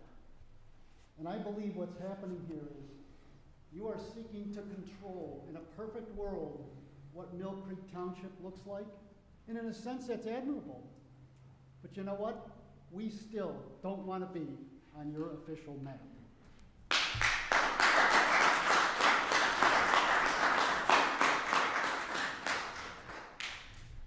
Yes, ma'am. My name is Susan Strauss, and I'm with these young kids here. I'm grandma of the troop. And with St. Nick's Grove, is there not another way that an agreement can be reached if 25 years down the road they decide to sell it they would agree to sell it to someone who would continue to keep the green space without putting it on the map. That's a matter of, I think that's a matter of just a note on a deed, on the property map, right? Mark? You could possibly do it. Isn't that a better solution for all these people than this map? No. Nope. No. Well, we It's all still, disagree with you. if you had a legal agreement with them that if they did down the road, like you're talking, they could 25 years from now sell the property to a developer. And you're trying to protect that. So can't you have an agreement, a written agreement with them that in 25 years down the road, if they decide to sell the property, they won't sell it to a developer, but to someone who would continue to keep it as it is? Matt, are these maps, these future maps, are they redone every 10 years? Is that ideally what they want to do? Yes, in general, you would revisit all the ordinances approximately 10 years. They're going to revisit all these properties in 10 years and see if they want to keep them on or take them off. So those will all adjust over time. So you're saying that in 10 years, anybody who is sitting up here might just say, oh, who cares about St. Nick's Grove, take them off the map? Yes. I don't think so. That ain't gonna happen. No, this whole process would get repeated in 10 years. They can't take it off or put some more things on here. Okay, then. They'd all come off, right? Can't you come up with an agreement that they'll keep this green for 10 years? No, because then they're inhibiting their own ability to improve the property. It's not to fair to develop the them. property. Yeah. That would stop them from building the church. We don't want to stop them from building the church. Well, you are if you want to keep it green. No. We just want to keep parts of it green. What is best for the environment, what is best for Mill Creek. We are not trying to stop that church from being built. I'm sure that everybody behind me would agree that we would support the church as long as it was built to every ordinance required. That is not the case. We do not want to stop that church. Well, I'm not saying you're wanting to stop the church. I'm saying putting it on that official map. Is there not another way? That's all I'm asking is there not another way under God's creation that you can come to an agreement with these folks to keep it off the map? Is there no other solution? I guess if I could interject, this is the solution that's provided to us by the Commonwealth of Pennsylvania as the way that a municipality does this type of thing. This is the procedure Well, set out. isn't it time for change? Yes, you better. I'm bound, we are bound to, Set an example. we are Be bound a to follow leader. the law. Be a leader. Thank you. Thank you.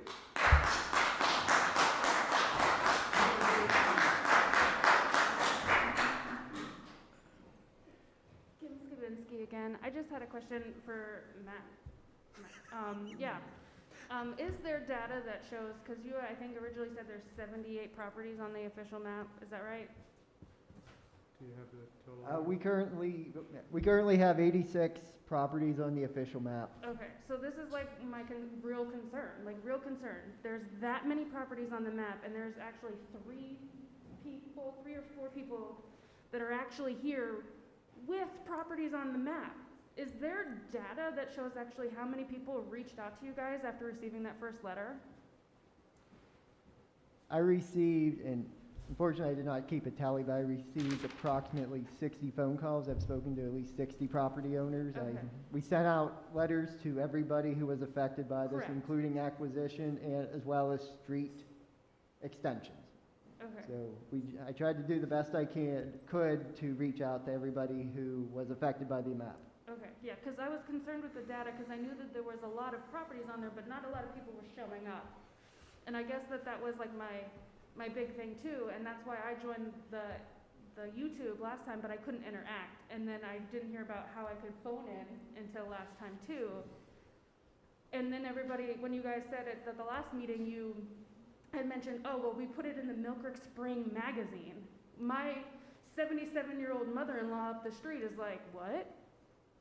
Like, was that the public notice, the paper that I don't get, the paper that generationally that people don't get, like, other than the letter to the actual people that own these properties, like, I don't feel like everybody that's on this official map knows what's happening. Kim, what's the address of your property? 5571 Henderson Road, Bell Valley? 5571? Yes. Henderson. Thank you. Also, too, I own 10 and a half acres, and my residential and business is separated by a floodplain. You guys, if negotiations would only offer me fair market value, I would be screwed. And I know that, like, me and Matt talked about that I could pick my buyer. One, I don't want to sell my property. And two, selling to somebody, telling them you are in a floodplain and you're going to be required this, I am more likely being forced to either stay and let my buildings go into a creek, or I'm gonna have to sell and be lowballed and move my family out of the township because I wouldn't stay here. Thank you.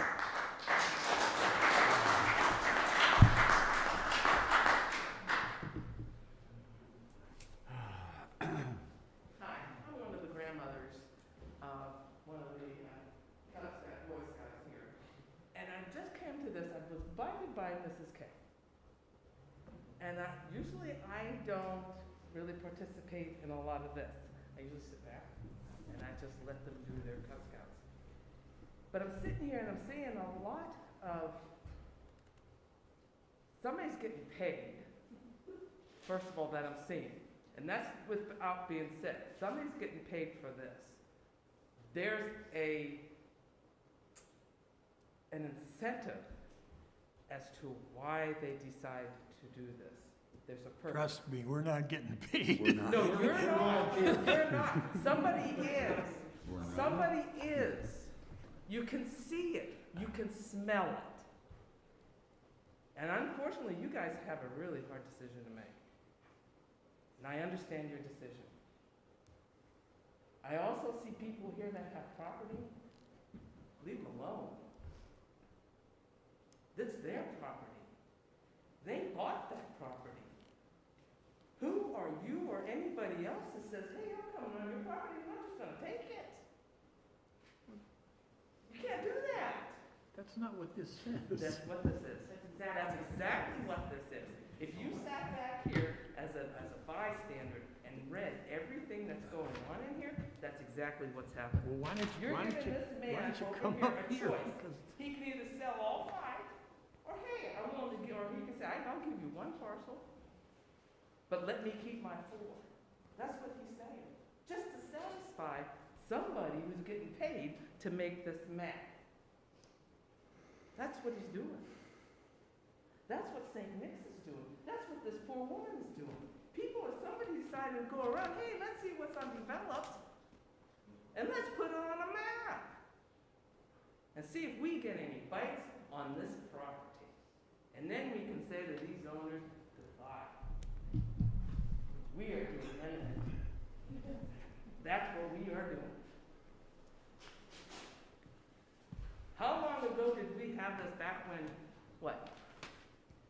How many years ago when we had the Iroquois Indians? What did the Americans do to the Iroquois? We walked right in and we said, this land is all ours. You can't have it. This is exactly what's going on here.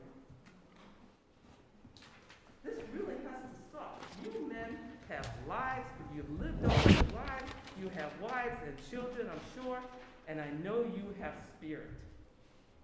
And you carry a lot of logic, otherwise you wouldn't be sitting up there right now.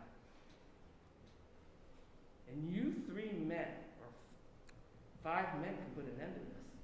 You can put an end to this tonight. We are a recommending body. We recommend. We don't actually. Okay. Then those 3 We can't vote. Then you recommend that they stop doing this. Who's gonna come into my house, open up my front door and say, we're taking this? Because that's what you're doing to these people. Where do you, But ma'am? where do you ma'am, keep where getting do you this get we're that idea taking? from? We're not, I'm sitting here and I'm listening to this. no, you're And that's not exactly listening what you're because doing. there's no taking. We're trying to preserve what they want. What do you mean then, when it's private property? And you can't, Explain that. I'm sorry, say that again? What does public use mean when the property is private? Explain that. I didn't He's still, asking you to define why the parcels are marked acquire for future public use when you've Okay, said a if the number of times. township, if somebody decides to do something and the township negotiates with the particular person and they are able to acquire it, they're acquiring it for public use. It will be a park, it'll be a wooded area, it'll be grass, it'll be for public use for people in the township primarily, but it will be public land. That's the only time that that's gonna happen. So Is if if the township has the ability to purchase it at the time. Right now, the whole thing here is all these properties are listed on here. The township is looking at preserving them as green space or wooded area or where Peter Rabbit runs around all the time, whatever. That's what they're trying to do, is preserve the land, not take it away from anybody. The landowners have already done that. Okay? what about the future landowners though? And That's how what- many landowners that you know of in this township have not done that? And put up some lousy developments? Gentlemen. We're trying to prevent that sort of thing from continuing on. We're running out of green space in the township, except for the Bell I Valley have area. one question to ask you gentlemen up there. If this I'm was not your- done yet. If this was your Let him family finish. property, Wait, he's not done. Go ahead, ask that question. There aren't that many properties, areas, except for in the Bell Valley area, in Mill Creek Township, that have wide open spaces on them. We're growing up, it continues to grow, we're losing vacant land, or, public, what could be public land. Should have thought about this when they were developing it before, instead of waiting to pick on the people. that is correct. Okay, we're thinking about it now. Well, great. If you had property and you were getting put on the map, you would be sitting down here with us. Excuse me, I'm sitting here. You're I have not obsessed, I did receive a letter for property on that map, and and I'm you're sitting okay here. with the government I seizing am your okay with property. it, because I actually read Well, it. you are I lying. actually read the letter. Don't keep saying taking, because that's not true. Don't say taking. And the 96-page FEMA ordinance, and the 18 emails I had, and talked to 4 consultants and 4 engineers, and all this other stuff, and I'm still the one that's sitting here screwed. Screwed up. You're Do you not, understand? how are you screwed? No. What did you do? Because I'm it. I'm solely it. I have to go pay $500 to have a will done to protect my children because I'm not married. So listen. Oh, You know, I say that like, I want to know how she's screwed by this board. That's what I want to know. That's my We're the question. environmentalists, and you're trying to stop us from protecting the future of Mill Creek. It makes no sense. Okay. I'm not talking about you, but what about whoever your heirs sell it to? What? I'm sorry, what? What? Come up to the podium. You gotta if come have up, something we to say. can't You talk gotta to talk. anybody. Can you go up to the mic? Jeez. I have one quick question. You have a map I can look at here. I want to see something. Right Can somebody show me where, I'm Dennis Martin, I live in Erie, I'm with the Scout Troop. Can somebody show me here where Golf Club Road and Interchange Road is on the map? Come over this way, a ways.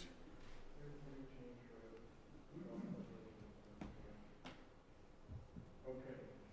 And this is Green Stick. Where's the electric is over there? We're the good guys. We're the green guy, I know. thought so, but. As far as I'm concerned, don't put them on the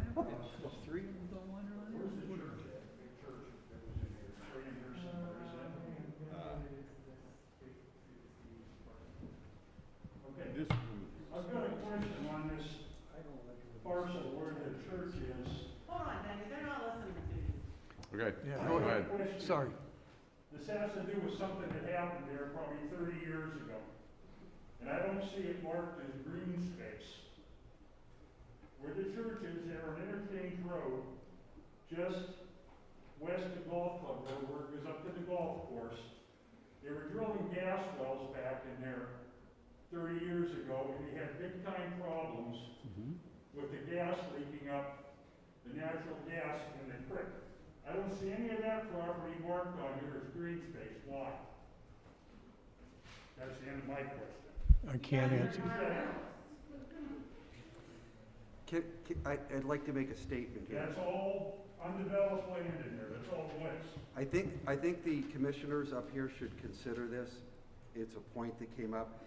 There's 86 properties here that are designated for future views.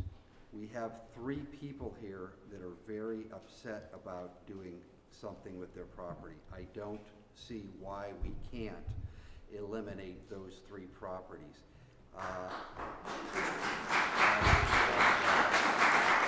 And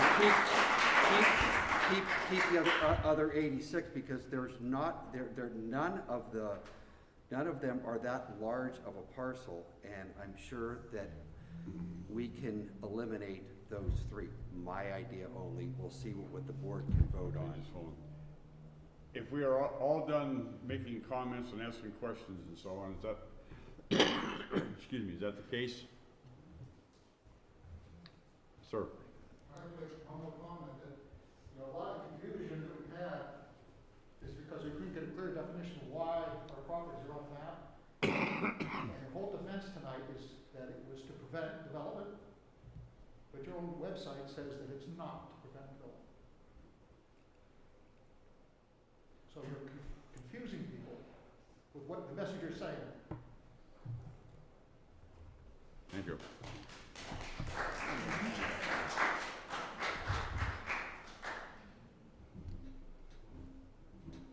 Nothing? Me? No, I was talking to a young man back in the corner there. He probably had his hand up there for a second. No. You don't want to say anything? Okay, all I'd right. like to hear some of the scouts' comments. All right, then Mr. Chairman? I'm sorry, Father Nick Mahaley, just one question for clarification. The letter the parish received, it did say that if we went to sell, that 1 year would go into effect. That was my understanding of the letter. No, that is not I don't know, we could double check what the letter said, but I thought it said if we went to sell or develop the property. subdivide or develop. Subdivide or develop, Yes. not just sell. Not sale. Okay. Father, we're actually trying to protect the property and keep it as green as possible. Right, I was just, I understand that, I was Yes. just confused because you're saying not sell, I thought the letter said sell. So I If just wanna make if sure you I'm decide to understanding sell, properly. then anybody can buy it and do what they want to do with it within the rules of Mill Creek Township. Okay. And that's why we are here, to try and stop that from happening, because we would like your property to stay green. We'd like you guys to keep it forever. Right. Well, That's what we'd like to do in this ordinance. okay, very good, just making sure I understood. Thank you. one of the things here is it says that the township has up to a year to negotiate.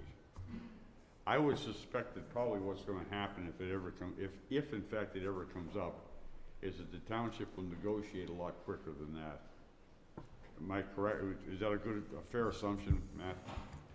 I mean, yes, we're not trying to hold people up No. unnecessarily. You're gonna get it- We, get but it- yes. by statute, that's what we are allowed to have. That's the way I perceive this whole thing is working out. This was not done fairly, though. We can't hear you. We can't understand. I said, I don't think this was done fairly because you selected some properties, and as was mentioned, other properties never showed up on the map, and they're still undeveloped. You go to the Carmelite Monastery, right across the street from that is the old Oscar Heidecker farm. There's a whole lot of land there that's not developed. It's not on your map, but you selected other people's property and put it on the map, and that is not right. That is not fair. Thank you. Thank you.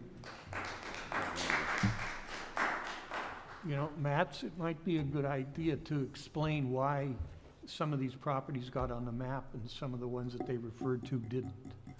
What your process was.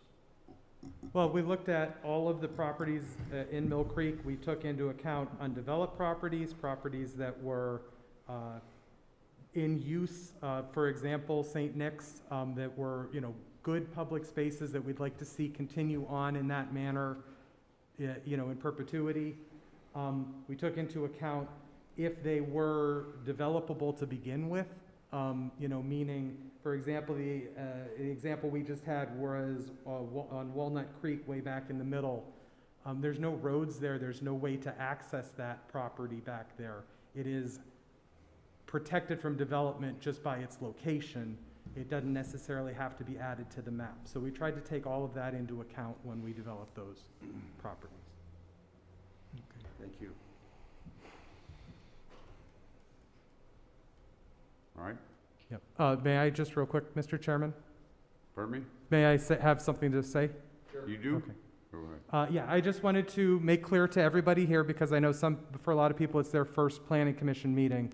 The Planning Commission, as Chairman Strohmeyer described at the beginning, is a recommending body. They do not make a decision. They do not vote to approve or deny. They make a recommendation to the Board of Supervisors. It's the Board of Supervisors who has the ability and the authority to either approve or deny the map to change it.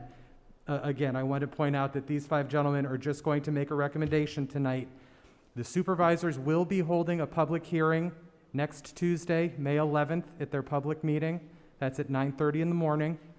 That is going to be the final public hearing, and then after that, all of the comments, everything that's been input will be compiled and reviewed, and then the supervisors will announce a future date when they will actually take a vote on to whether or not to adopt the map. Thank you. Thank you. Yes,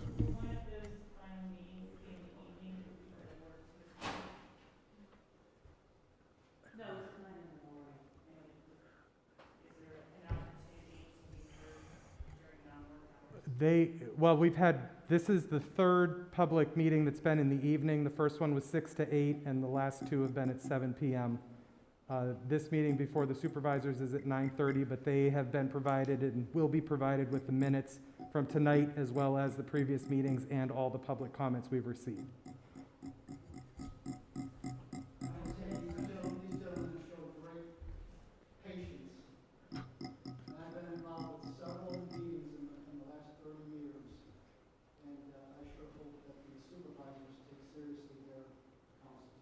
thank you.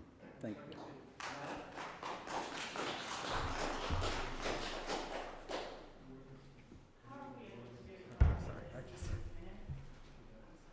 Matt? How are we able to get a copy of this evening's minutes? This meeting here, Yes, sir. Yes, sir. probably contacting the Yes, engineering department. Hopefully, we can get them done this week, as this is a very lengthy meeting. It's going to take a long time to transcribe, but as soon as I have them out, if you want a copy, please email me, and I'll make sure you get a copy of the minutes. We also post them online. Okay, thank you. Been very nice. Mr. Chairman, one more, sorry. Attorney Shaw corrected me. There is the supervisor's public hearing next Tuesday, the 11th at 9:30. The ordinance is scheduled to be on their agenda for the following supervisors' meeting, the 25th at 7 p.m. 20 what? 25th. At 7 p.m. 7 p.m., yes. So there will be, the supervisors will have the ordinance in front of them, May 25th at 7 Yes. p.m. Yes. Okay, this time I will entertain a motion to recommendation of the official map to the Board of Supervisors. Well, let's have a discussion about that. Well, let's make the motion first, and then we'll have a discussion about it. I'm not going to make that motion. I'd like to discuss it before we make a motion. Here's what I'd like. I'd like to make a motion that these 3 parcels be taken off of the 86 parcels that are looked at for a potential be taken off the map for the future land use map, these three parcels, which would be 5245 Grub Road, 5571 Henderson Road, and St. Nick's Grove be taken off of the map for future purchase. And I'll second it. If I could interject, you said land use map, you should clarify that the official map. The official map. Those three parcels should be taken off. I'll still second it. Okay, the motion has been made to recommend to supervisors Yes. that we approve with changes, with recommending that they remove Henderson Road, St. Nick's 52 Grove, Yes. and 5245 Grub Road Yes. from the official map. 1, 2, 3, and then also that the, just a note that the property off of Wilkins Road, which is federal land, should not have been on there. That has to be changed on the official map also. Would you still second, Dave? Doug? Dave's up. That is Dave's spot. It's all right, Herb. Now, is that it? Okay. So we're all good there? You get all that? Does everybody understand the motion? Okay, and we have a motion and we have a second for it. Any further discussion at all?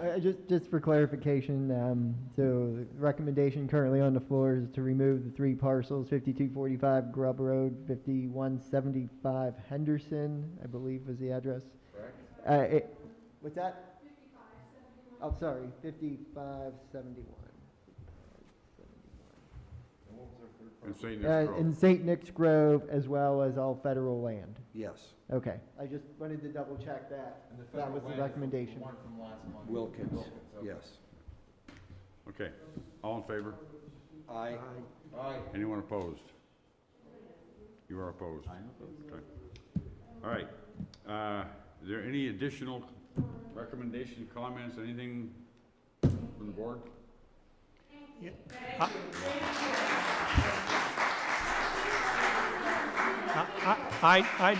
I'd like to make a comment. I know these things can get kind of heated, but I'd caution you, don't make personal attacks against people in the future. It doesn't help your cause any. We try to look past those kind of things, but we don't like them either. So I would try to temper your feelings a little bit in the future, at least your comments. Thanks, Doug. Thank you. Thank you, Doug. All right, I will entertain a motion to adjourn. I motion to Oh, adjourn. no. You did not make a recommendation regarding the official map. If it's not made within 45 days, the planning, the Board of Supervisors, no, they only made a recommendation on removing those four parcels. I'm sorry. So, yes, without a formal recommendation, within the 45-day comment period, the Board of Supervisors will move without your recommendation. I would like to recommend that we forward this to the supervisors. Is that what you're? With the changes. With the changes. Correct, yes, we need a recommendation on the official map. All approve specific recommendations. I'll second that. Who was first? I'm sorry. It was Pete. I thought that's And what Doug we did. seconded it, did I it. thought that's what we did. Okay. Now Everybody should we vote understand it? again? All in favor? Aye. Anyone opposed? Okay, thank you. Now I'll entertain a motion to adjourn. Motion to adjourn. Second. All in favor? Aye. Anyone opposed?